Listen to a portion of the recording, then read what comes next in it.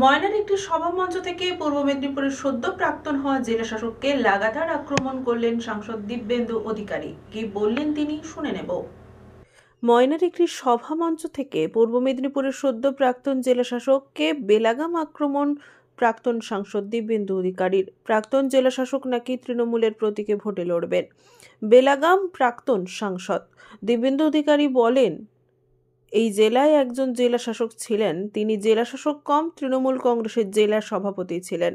এছাড়াও তিনি জানিয়েছেন, আর এই জেলায় এক জেলা শাসক ছিল, সে জেলা শাসক নন, তিনি তৃণমূল কংগ্রেসের জেলা সভাপতি ছিলেন।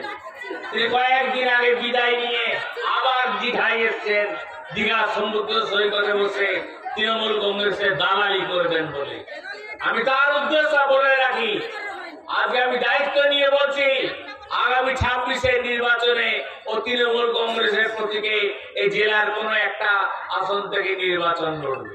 সেই লোক লালসায় দিচ্ছে, কিন্তু 26-এর নির্বাচনে এই ময়নার মানুষ অশোক দিনদাস বিধায়ক আগামী দিনেও 30 থেকে 40,000 ভোটে অশোক দিনদাস নির্বাচিত হবে। বাংলায় বিজেপি সরকার প্রতিষ্ঠা হবে।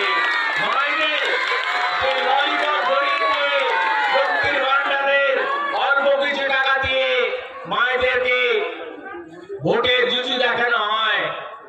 আমি বলে যাচ্ছি, ভারতীয় জনতা পার্টি যখন তার সংকল্প পত্র প্রকাশ করবে, সেই সংকল্প পত্রে ভারতীয় জনতা পার্টি সুভদ্রা যোজনার কথা থাকবে। এই বিষয়ে তৃণমূলের দাবি, জেলা শাসক প্রশাসনকে বিজেপি বলবে, কারণ এটা বিজেপির কালচার।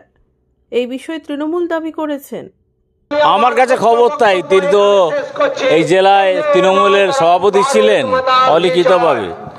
আর আমার কাছে খবর উনি চণ্ডীপুর বা ওইদিকে কোনো একটা বিধানসভা থেকে দাঁড়াবেন। জানুয়ারি মাসে প্রমোশন আছে, প্রমোশনটা পাওয়ার পরে চাকরি থেকে অবসর নিয়ে পেনশনটা যাতে বাড়ে, এরকম একটা খবর আছে। এটা অসমর্থিত সূত্রের খবর। তো আমার বিশ্বাস উনি করতে পারেন, উনি হি ক্যান ডু এনিথিং। উনি এত বড় দলদাস আর চাটুকার, মমতা বন্দ্যোপাধ্যায়ের পায়ে জুতোরাও পালিশ করে দিতে পারে। তৃণমূল কংগ্রেস তো অভিজিৎ গঙ্গোপাধ্যায়ের মতো, তাকে সে ছিল বিচারপতি, তাকে সে নিজে বিচারপতি পদ ছেড়ে দিয়ে সাংসদ পদে আসছে। তৃণমূল কংগ্রেস এসব ভাবেনি কিছু। এবারে জেলা শাসক কী করেছে, প্রশাসন তার কাজ করছে, জেলা শাসক তার কাজ করছে, বিডিও তার কাজ করছে। আমাদের তরফ থেকে কোনোভাবেই প্রেসারাইজ নয় যে কি মানুষের কাছে থাকা যাবে না, সব শুধু তৃণমূলের কাছে থাকুন আর বাকি বিজেপির লোককে বাদ দিয়ে দিন। এটা যদি দেওয়া হতো তো অনেক লক্ষ্মীর ভাণ্ডার বাদ যেত, অনেক লোকের বাদ যেত, যে বার্ধক্য ভাতা বাদ যেত, অনেক লোকের রূপশ্রী বাদ যেত, অনেক লোকের কন্যাশ্রী বাদ যেত। এটা তো আমাদের প্রকল্পের মধ্যে পড়েনি। আমাদের প্রকল্পের মধ্যে পড়ছে সবাই যাতে পায়। জেলা শাসককে ওরা বলবে, প্রশাসনকে ওরা বলবে, ওদের তো ওটা অভ্যাস আছে, তাদেরকে বলতে হবে, তারা বলছে। তাদের কালচার এটাই। তারা এইভাবে বলে যে সরকারে আসার জন্য তারা মরিয়া হয়ে আছে, কিন্তু মানুষ তো তাদের পাশে নেই।